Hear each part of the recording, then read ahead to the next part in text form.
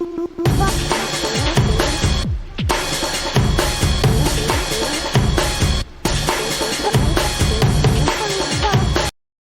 semuanya, welcome back to my YouTube channel with me, Mevro Sediang. Nah, buat teman-teman yang baru pertama kali mampir ke channel ini, please dong bantu aku untuk kembangin channel ini dengan cara klik tombol subscribe di bawah, biar channel saya bisa berkembang, biar channel saya juga bisa bermanfaat buat teman-teman. Nah, di video kali ini aku bakalan sharing pengalaman aku, bagaimana aku pindah ke Belanda, dan juga pengalaman aku kerja pertama kali di Belanda. Oke, jadi aku pindah ke Belanda itu di bulan Maret 2022 tahun ini dengan visa MVV. Jadi kalau teman-teman pengen tahu visa MVV itu apa, terus bagaimana apply visa MVV-nya, teman-teman bisa klik link ini. Aku udah pernah upload sebelumnya. Dan di sini itu aku udah sharing pengalaman aku, cara aku apply visa MVV. Oke, jadi itu alasan saya pindah ke Belanda itu karena ngikut partner aku. Dan ya, for more bagaimana kita ketemu itu bakalan aku update di video lain. Cuma di sini aku bakalan share dulu pengalaman aku kerja di Belanda. Aku kerja di Belanda itu bulan Juni. Kenapa bulan Juni? Karena aku dapat BSN-nya itu di bulan Juni gitu. Jadi rentang waktunya tuh antara aku dapat BSN dan aku dapat kerjaan baru itu sekitar 1 sampai 2 minggu. Jadi BSN number itu apa? BSN number itu kalau di Indonesia seperti nomor KTP gitu. Jadi kalau nggak ada BSN number kita nggak bisa akses ke sistem pemerintahan, terus kita nggak bisa apply kerja, kita nggak bisa daftar rekening gitu, buka rekening, kita nggak bisa ngapa-ngapain. Jadi aku datang di bulan Maret, aku dapat BSN-nya di bulan Juni. Ada 3 bulan aku itu nganggur di rumah. Cuma 3 bulan itu aku cari kegiatan lain gitu, karena aku nggak suka hanya tinggal di rumah. Aku pengen sosialisasi dan aku pergilah ke bibliotek. Dan di bibliotek itu ada yang namanya Talhaus. Jadi Talhaus itu apa? Talhaus itu semacam kita les, tapi bukan les sih, ini semacam kita ketemu aja sama teman-teman kita dari beberapa negara. Jadi di Talhaus itu aku punya teman, ada yang dari Poland, terus ada yang dari Syria juga, ada yang dari Ukraina, ada yang dari Rusia. Jadi kita itu sama-sama belajar bahasa Belanda. Dan yang ngajar kita itu bukan dosen atau bukan emang yang fokus di dosen, tapi itu mereka volunteer gitu. Dan mereka juga udah pensiun gitu. Dan ya di Talhaus itu aku belajar bahasa Belanda. Aku pede ngomong bahasa Belanda karena dari Talhaus. Dan juga pedelah aku untuk apply kerja di perusahaan Belanda. Oke ya, jadi kerjaan pertama aku itu di Planten atau Bloemen. Kalau teman-teman tahu apa ya namanya, greenhouse. Nah, aku sempat kerja di situ tapi setengah hari doang. Kenapa setengah hari? Karena itu cuma masa percobaan.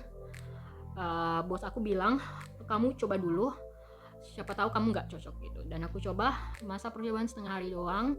Dan kalau kita kerja di greenhouse, kerja di Planten Bloemen, media worker itu kita kerja fisik. Dan aku coba, dan itu serasa aku kurang cocok untuk kerja di situ. Dan juga suasana kerjanya itu sangat beda.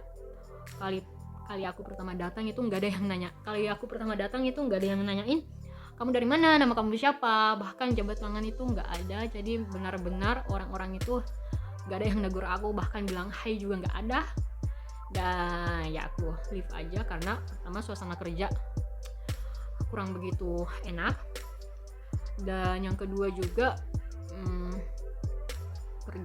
kerjaannya itu memang kurang pas di aku. Sebenarnya kerjaannya enak, cuma memang kurang pas di aku.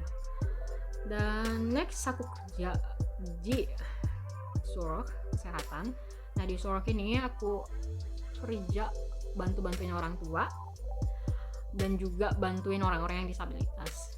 Nah, orang-orang tua ini orang-orang yang udah nggak bisa ngapa-ngapain, yang mereka misalnya hanya duduk di kursi roda, terus kemana-mana harus dituntun. Nah, itu kerjaan aku bantuin ngasih makan, terus bantuin ke toilet juga, ngasih mandi, pokoknya semuanya, karena mereka memang nggak bisa ngelakuin sama sekali gitu, harus dituntun.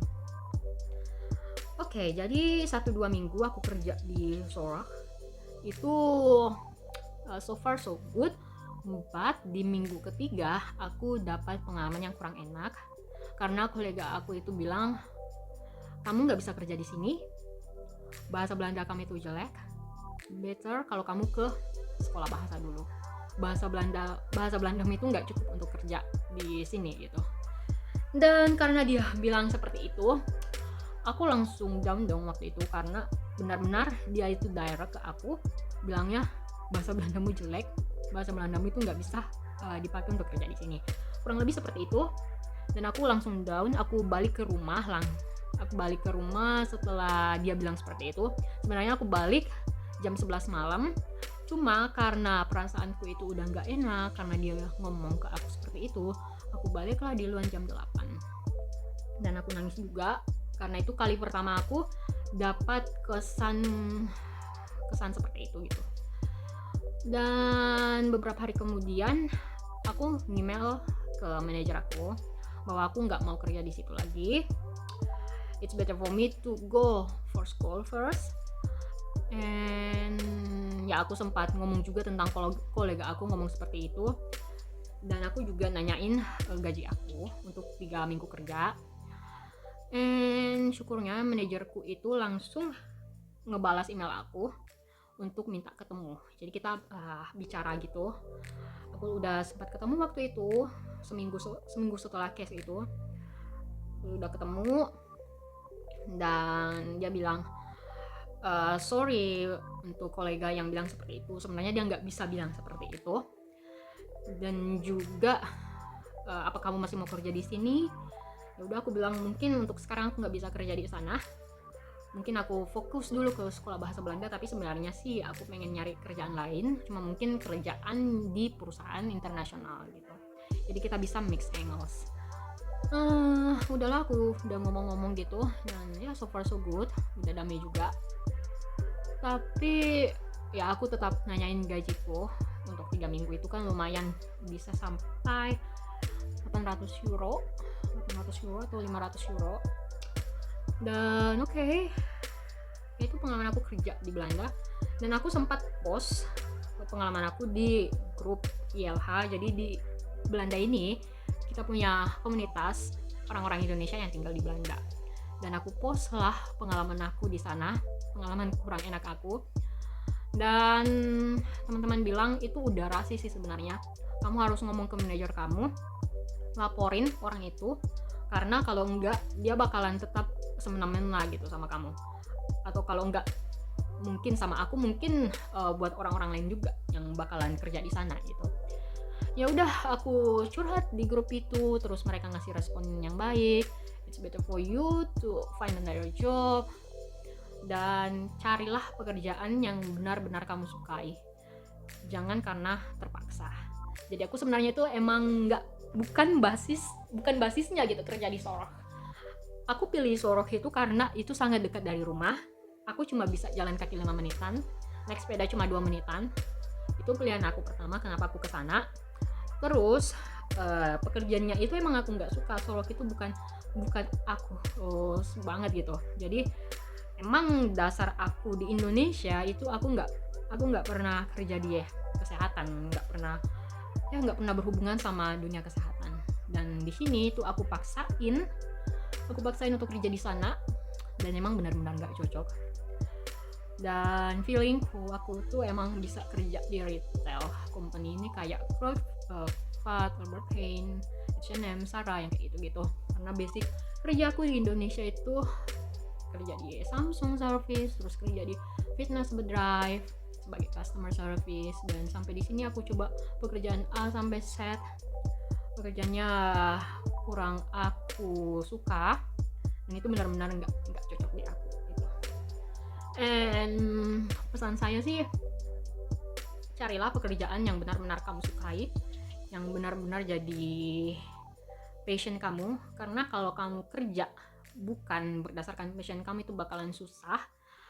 1-2 jam aja kerja itu udah ngerasa capek banget. Itu udah terbukti di aku, karena pekerjaan itu emang bukan basicnya aku, nggak aku suka, tapi aku tetap pergi ke sana karena dekat dari rumah. and 1-2 minggu it's going well. Minggu ketiga itu aku udah mulai udah setengah-setengah gitu kerja di sana, karena emang basicnya aku itu di retail company, dan ya aku emang kurang cocok untuk kerja di Pelanten, terus aku kurang cocok kerja di kesehatan.